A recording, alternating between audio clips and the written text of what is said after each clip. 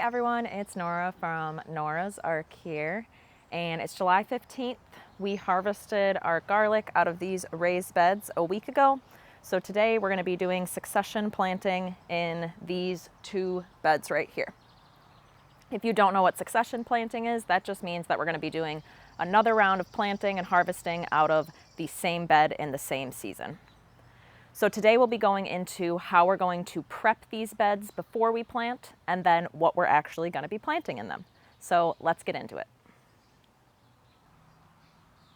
The first thing that you need to know about succession planting with garlic is that garlic is a super heavy feeder, and that just means that it takes a lot from the soil. So we need to replenish the soil with nutrients before we do another round of planting. So how are we going to do that? We're using worm castings and potting soil, all-purpose fertilizer, and worm tea concentrate. So let's talk a little bit about why we're using these. So worm castings, we use that on pretty much everything we plant. It's just a really good nutrient for the plants, and it won't burn your plants either.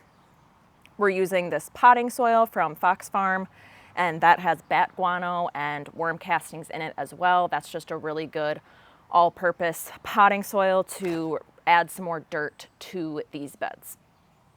And then we're using the 4-4-4 all-purpose fertilizer because that is another well-balanced fertilizer, and we didn't have time to get a soil test on these beds, so we don't want to do anything that would be not as balanced as that, so like something that'd be like a 7-4-1. And that's just the NPK ratio. We won't get too much into that today, but just so you know, just use something well-balanced if you don't have time to get a soil test. But if you do want to dive into some more details on that, I'll include a link in the description to a video where we go into more details on how to replenish your soil if you are getting a soil test. And then lastly, we're using the worm tea concentrate, and we'll just use that to water our seeds once we have everything planted. So now what we're going to do is we're going to prep this soil, and then we'll tell you everything that we're going to have planted in these beds.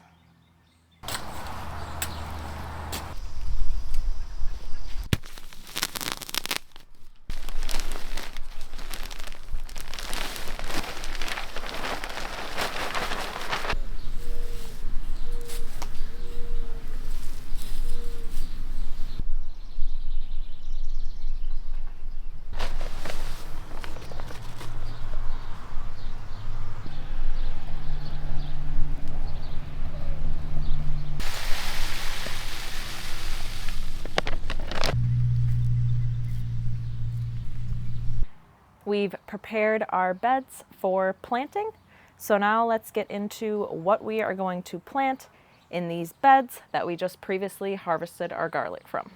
So like I mentioned, this is called succession planting, which just means that you're planting two crops and you're harvesting two crops out of the same space in one season. So we harvested our garlic, and now we're going to plant all of these plants and get another harvest out of those. So what are we actually planting? We are doing cucumbers, radishes, bush beans, lettuce, cilantro, and basil. Want to make sure I didn't forget anything. That's all.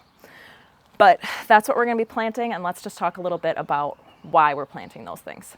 Lettuce and herbs, that's easy. We love eating salads. These beds are close to our house, and we use a lot of herbs in cooking, so it's just nice having that stuff close to our house.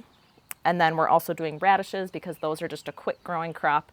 And like I mentioned before, you wouldn't want to do something that takes a really long time to grow. So you want to be able to harvest this before you put your next round of garlic in the ground. So that's why we're doing radishes, lettuce, and herbs. And then we're doing cucumbers because we want them to grow over our trellis here behind me.